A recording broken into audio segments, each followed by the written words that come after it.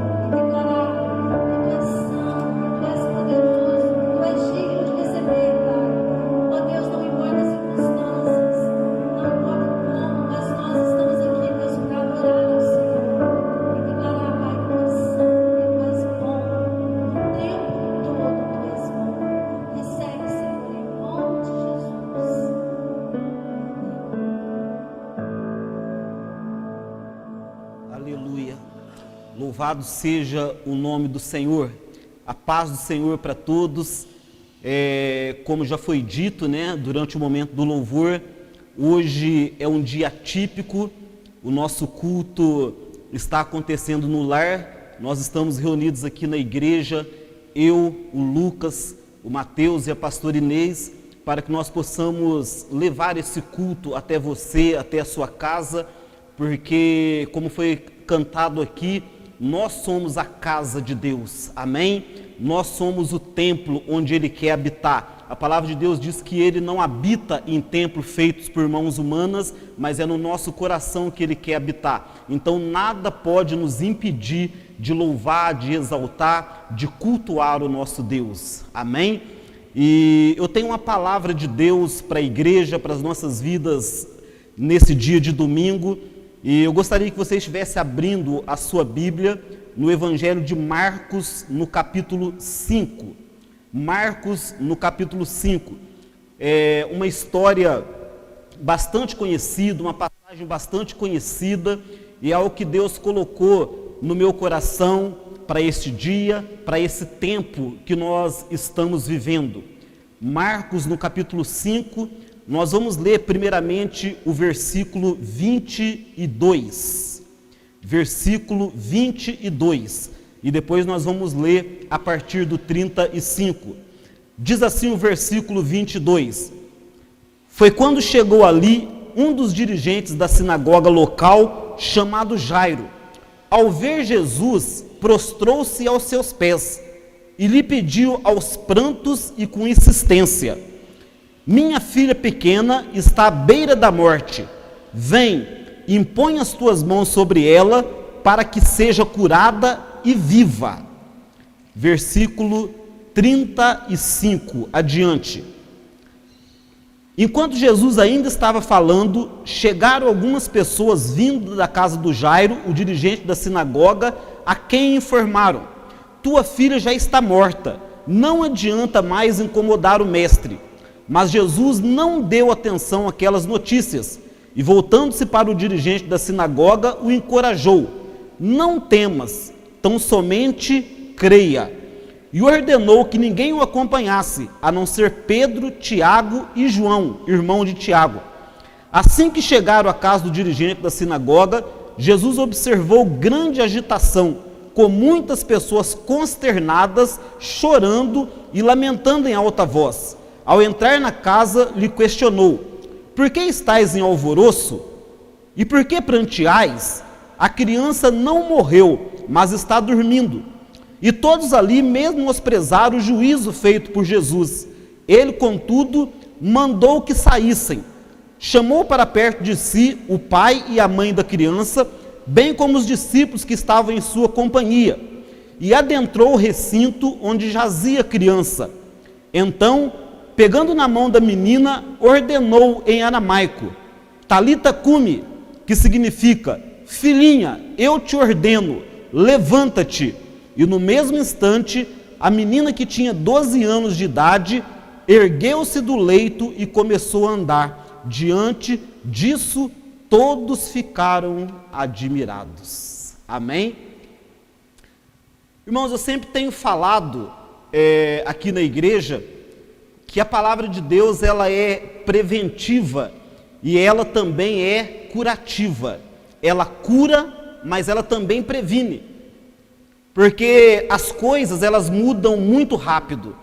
E eu lembro, um tempo atrás, falando aqui justamente a respeito de crise, eu disse que essa palavra, ela serviria de cura para aqueles que estavam passando em crise, mas ela também é uma palavra preventiva, porque a crise, ela chega nas nossas vidas sem avisar. E algo interessante é que a crise, ela só se torna crise para nós quando ela chega na nossa casa. Essa questão do coronavírus, enquanto estava na China, enquanto estava na Itália, enquanto estava na França, nós tínhamos uma certa preocupação, mas nós não tínhamos sido atingidos por essa crise. Essa crise não tinha chegado até nós. Mas aqui, como no caso de Jairo, agora a crise chegou na casa de Jairo. Com certeza, Jairo, ele era um homem bem-sucedido, era um dirigente da sinagoga, era um homem importante, desfrutava da companhia da sua família, da sua filhinha, e com certeza ele ajudou muitas pessoas que estavam passando por crise. Ele já havia visto muitas crises na vida dele, mas agora a crise chegou na casa do próprio Jairo. E como aconteceu, está acontecendo agora. Irmãos, eu creio que nós não seremos atingidos por esse vírus. Temos orado por isso, tenho orado todos os dias aqui na igreja, que a igreja não seja atingida por esse vírus. Mas a crise causada por esse vírus, ela já nos atingiu. Ela já chegou na nossa casa, ela já chegou na nossa vida.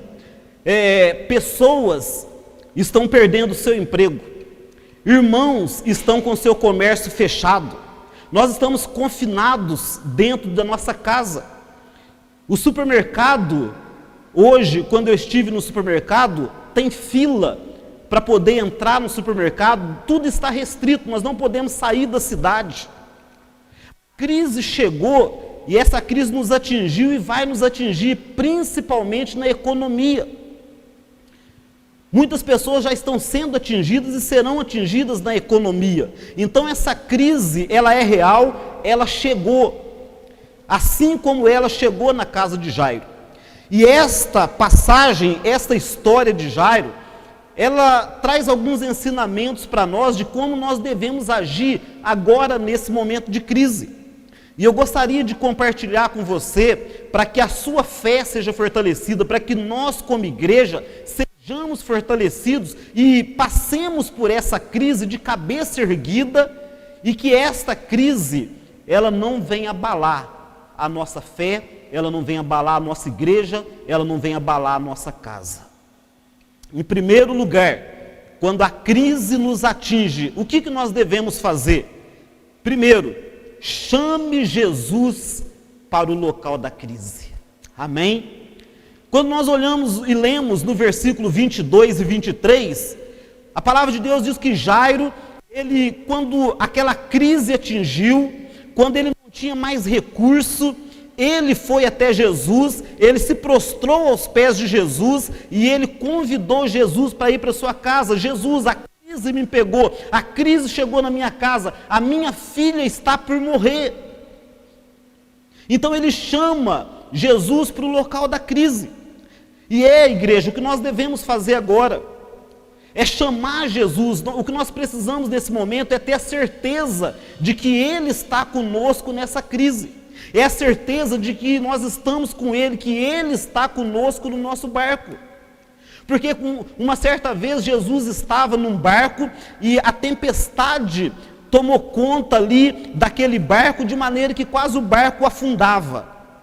E Jesus então, os discípulos então chamam Jesus, e quando Jesus levanta, ele dá uma ordem, e aquela tempestade passa e a crise acaba.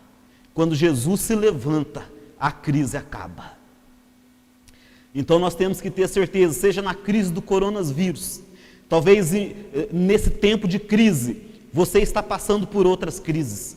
Crise no casamento, crise na família, crise financeira, seja qual for a crise que você estiver passando, ou que você venha passar, o importante é que Jesus esteja com você nela.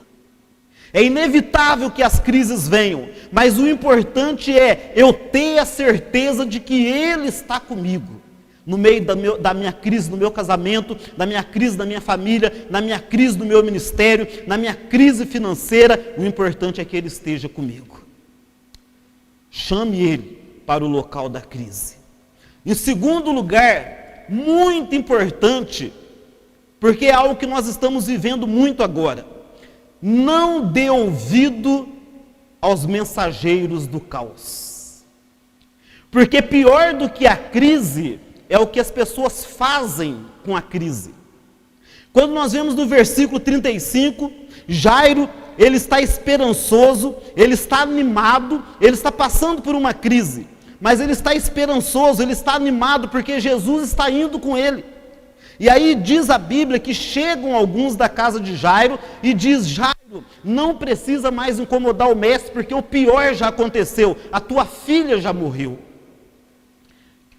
Irmãos, eles estavam certos, eles estavam dando uma notícia que era verdadeira, o pior havia acontecido, mas só que Jairo, ele estava com alguém que está acima de qualquer crise.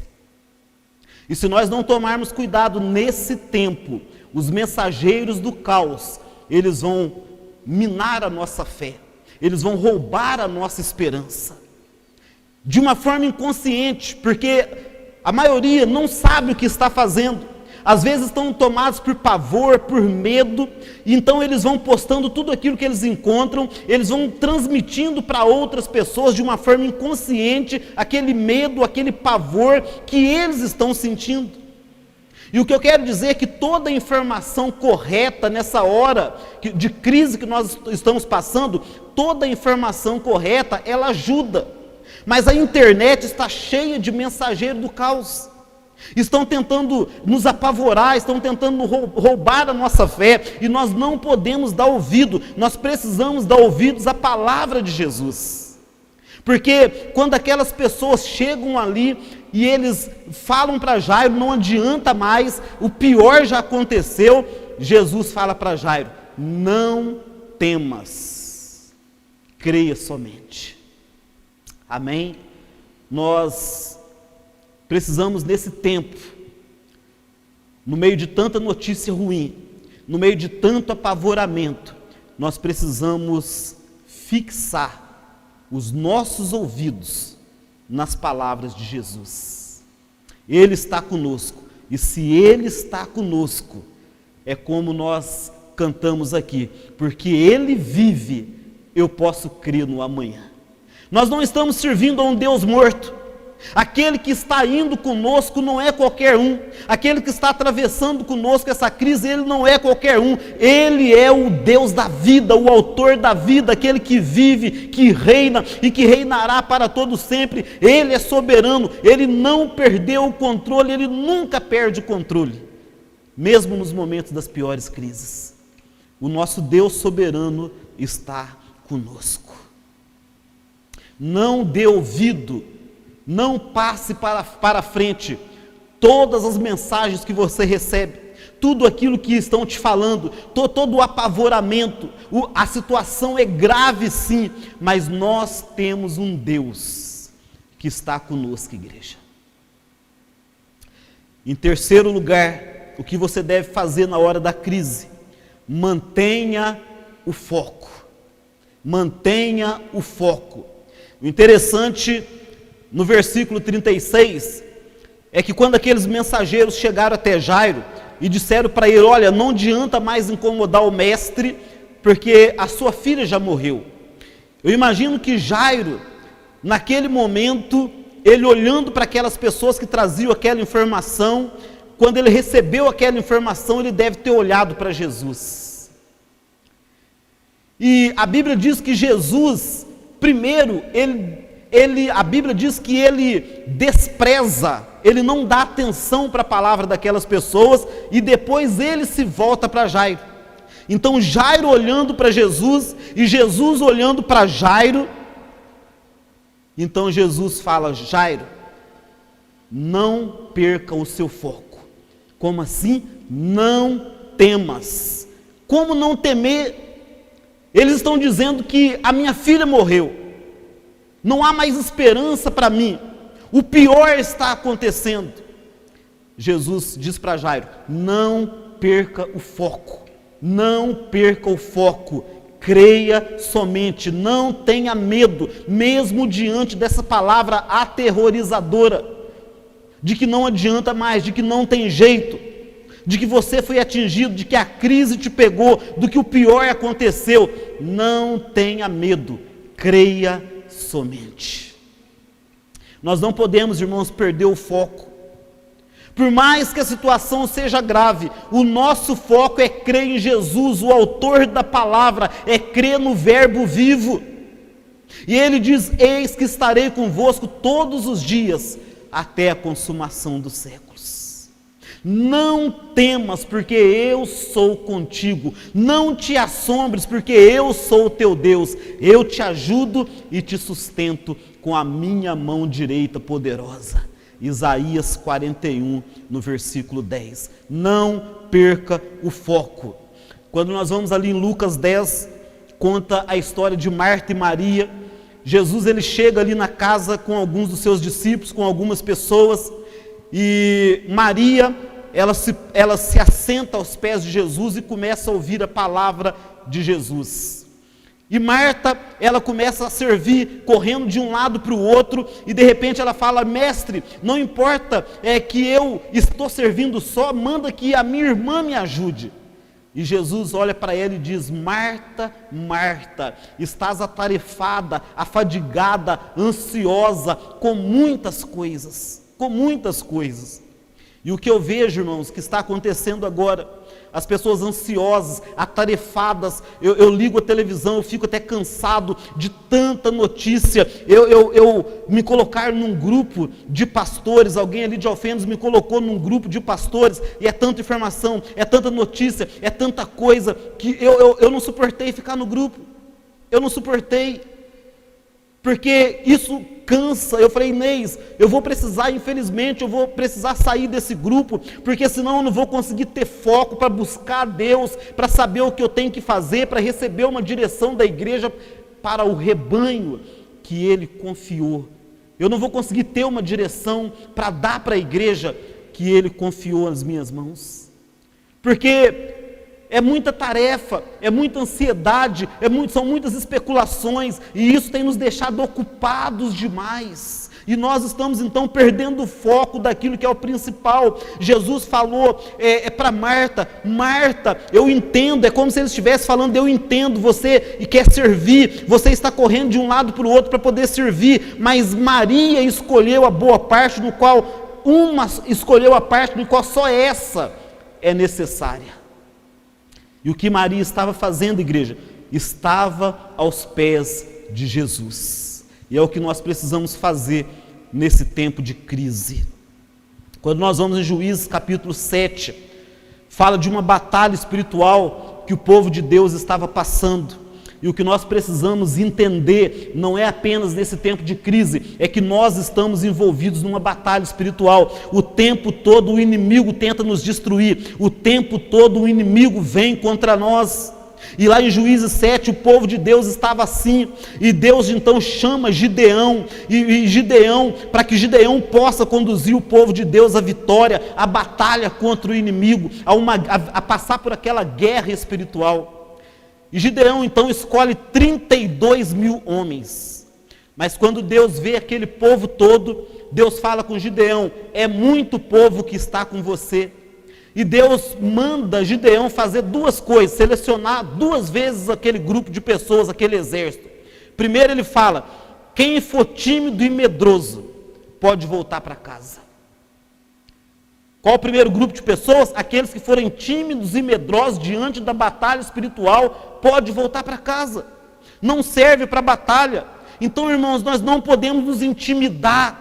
Nós não podemos agora perder a nossa fé. Nós não podemos ficar com medo. Nós precisamos batalhar. Porque Jesus aqui, Deus aqui, o que ele fala com Gideão é: quem vai dar a vitória não é o exército, sou eu que estou com o exército.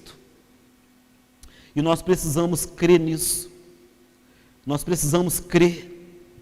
Depois, a Bíblia diz que 22 mil homens vão embora. Sobram 10 mil. E Deus fala: Gideão, ainda é muito povo que está contigo. Vamos fazer o seguinte, eu quero que você preste atenção nisso agora. Deus fala: olha, você vai até o rio. E a caminhada, igreja, até o rio, com certeza aquele povo iria chegar naquele rio com muita sede. E Deus fala com Gideão: olha, quando vocês chegar até o rio, todo aquele que for até o rio e se lançar no rio e começar a tomar água de qualquer forma, esses também não servem para a batalha. O que Deus estava querendo dizer: aqueles que no momento da sede, no momento de uma necessidade, eles se entregam a ela, não servem para a batalha. Mas Gideão, aqueles que fizerem como cão, e eles se abaixarem, e eles levar a mão na água e colocar na boca, esse você vai separar para o exército. Sabe por quê? Porque são aqueles que não se curvam diante das necessidades, porque o inimigo, ele pode atacar a qualquer momento. E é isso que eu quero que você entenda. Nós não podemos perder o foco, porque as diversas áreas das nossas vidas, o inimigo está de olho. E às vezes nós voltamos o nosso olhar porque nós ligamos a televisão, coronavírus, vamos para o WhatsApp, coronavírus, vai para qualquer rede social, vai para qualquer notícia na internet, coronavírus, e nós só estamos preocupados, coronavírus, coronavírus, coronavírus, mas ei, espera, e o nosso casamento, e os nossos filhos, e as pessoas que precisam de salvação? Nós não podemos perder o foco, nós não podemos ficar com foco em uma coisa só. E Deus está falando com Gideão: aquele que estiver atento, ele está suprindo a necessidade, mas ao mesmo tempo ele está vigiando, porque o inimigo pode vir pelas costas, o inimigo pode vir pelo lado, o inimigo pode vir pela frente. E nós precisamos entender isso. O nosso único inimigo não é o coronavírus. A Bíblia diz que, 1 Pedro 5,8, que o diabo anda ao derredor, rugindo como leão, procurando a quem possa tragar.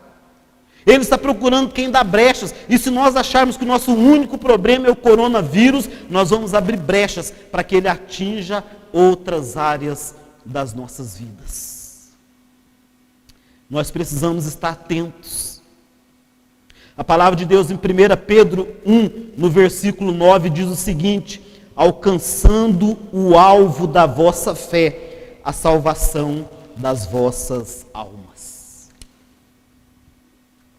Preste atenção, nós precisamos preocupar com o coronavírus, nós precisamos usar a nossa fé contra o coronavírus, mas ele não é o alvo da nossa fé. O alvo da nossa fé é a salvação das nossas almas. Nós precisamos continuar orando, nós precisamos continuar lendo a Bíblia, nós precisamos continuar fazendo o nosso culto devocional, nós precisamos continuar cultuando a Deus, buscando a Ele mais do que nunca, mais do que nunca. Sabe, igreja, a minha preocupação, eu fico preocupado, eu fico triste sim, com tantas e tantas vidas que estão se perdendo, principalmente ali na Itália, ali na França, como aconteceu na China. Pessoas morrendo e eu imagino as famílias sofrendo. Mas a minha maior preocupação não é se essas pessoas morreram, mas é como elas morreram. Será que elas morreram salvas? Quantos desses milhares, centenas que estão morrendo estão partindo salvos? Porque a questão não é o coronavírus, todos nós um dia vamos morrer de qualquer forma. A questão é, será que nós somos salvos? Nós precisamos falar com as pessoas, o problema não é apenas se você vai morrer do coronavírus, o problema é, você vai morrer salvo. Esse continua sendo o alvo principal da nossa fé, a salvação das nossas almas. Nós não podemos perder o foco.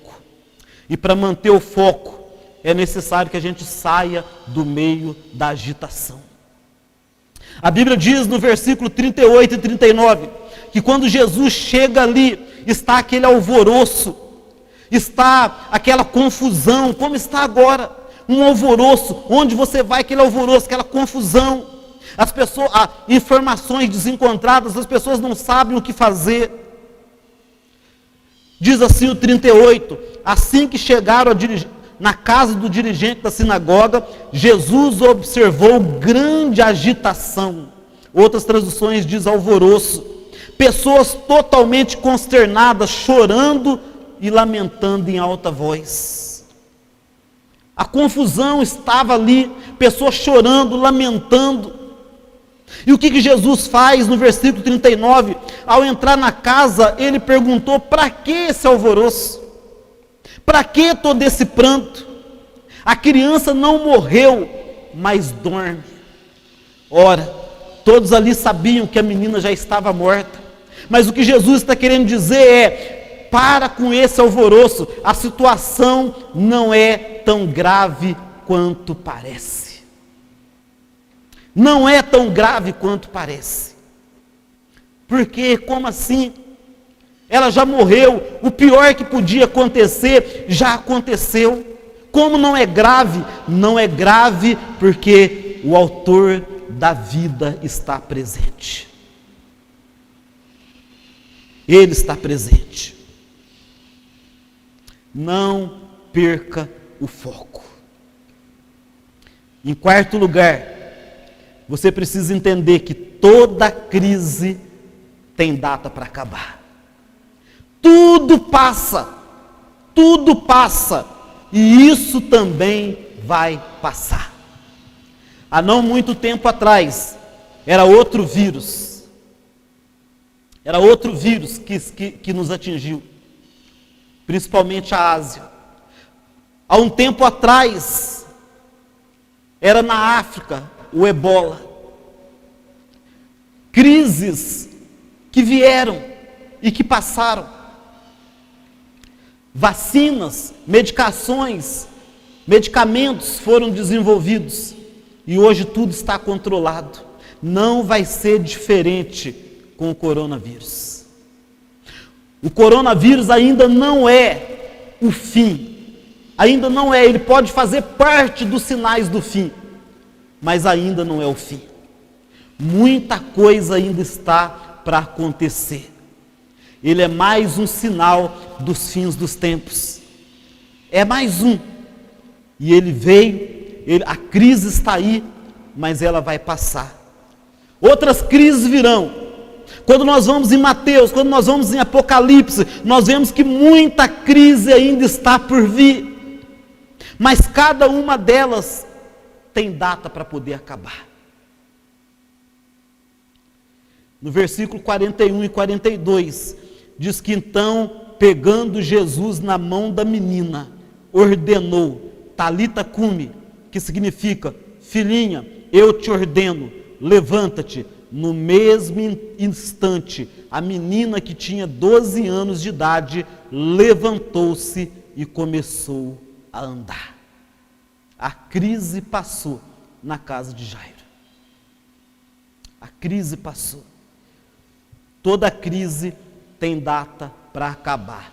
tudo passa, e isso também passa. A questão é, como nós vamos ficar depois da crise? Porque em quinto e último lugar, o que eu quero que você entenda, toda crise deixa uma grande lição. Que depois dessa crise, nós possamos aprender o quão frágeis e dependentes de Deus nós somos. Quão frágeis, não que nós sejamos fracos como pessoa, mas a fragilidade do ser humano e a dependência que o homem tem de Deus. Igreja, um simples vírus parou tudo. Um simples vírus parou potências como China, como Estados Unidos, como Itália, como França. Um simples vírus parou a Europa. Um simples vírus está nos mantendo dentro das nossas casas, impedindo os nossos cultos. Como nós somos frágeis. Aquilo que nós sempre temos falado aqui na igreja, Deus é o Deus Todo-Poderoso. Nós não somos. Ele é o merecedor de toda a glória, não nós somos frágeis. Nós somos dependentes de Deus. Que quando essa crise passar, nós sejamos menos orgulhosos e soberbos, menos confiantes em nós mesmos e mais dependentes de Deus, que possamos aprender isso, que possamos aprender o valor de nos reunirmos como igreja, que possamos também aprender o valor do culto doméstico,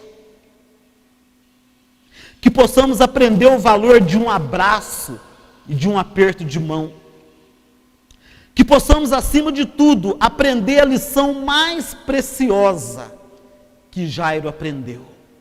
E qual foi essa lição? Que a minha fé tem que ser maior do que o meu medo. Porque Jesus diz, não temas, creia somente. Não temas, creia somente. Que você, nesse dia, nesse domingo, receba essa palavra, creia, não temas, não se apavore, tome todo o cuidado que você precisa tomar. Todos nós sabemos o que nós precisamos fazer para que não sejamos contaminados com esse vírus. Todos nós sabemos quais as providências que nós precisamos tomar, o que nós precisamos evitar.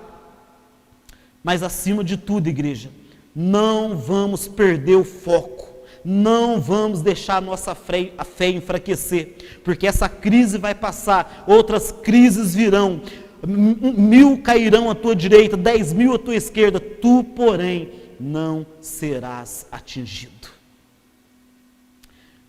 O Senhor Jesus, um dia, Ele voltará para buscar a sua igreja, e Ele não vai buscar uma igreja que apenas ficou livre do coronavírus. Ele vai buscar uma igreja santa, irrepreensível, sem ruga, sem mácula. Ele vai buscar um povo que dedicou a sua vida em obediência, em adoração, em culto à pessoa dele. Que possamos receber essa palavra nesse domingo. Eu quero falar uma última coisa, mas antes eu gostaria de orar por você. Que você possa ficar de pé no seu lugar onde você estiver. Senhor, nosso Deus e nosso Pai, nós queremos te louvar porque podemos como igreja ter a certeza e a convicção de que o Senhor está conosco no meio dessa crise. Eu oro, Senhor, para que o Senhor visite aquelas pessoas que estão apavoradas. Eu oro para que o Senhor coloque paz e tranquilidade nos nossos corações, no coração do teu povo. Eu oro, Pai, para que o Senhor console aqueles pelo mundo afora que têm perdido seus entes queridos. Eu oro, Senhor, para que o Senhor nos fortaleça como igreja. Eu oro, Senhor, acima de tudo, para que nós possamos aprender lições preciosas no meio dessa crise. Eu oro para que o Senhor seja com o teu povo, seja conosco, e quando nós chegarmos do outro lado, quando essa crise passar, nós possamos ter nos aproximado mais de ti, nós possamos ter te conhecido melhor, nós possamos ter crescido na graça, no conhecimento do Senhor, que o avivamento do Senhor venha sobre as nossas vidas nesse tempo, que seja um tempo de crescimento, que seja um tempo de fortalecimento e não de fraqueza, que a tua igreja cresça e desenvolva, e não que ela retroceda. Eu oro para que o Senhor nos visite, Pai, eu oro para que o Senhor seja conosco, e que o mais rápido possível, nós possamos voltar a nos reunir como igreja do Senhor, no templo que o Senhor deu para nós, para cada igreja dessa cidade, dessa nação e do mundo. Eu oro por isso no poderoso nome de Jesus. Amém. Que Deus abençoe vocês em nome de Jesus.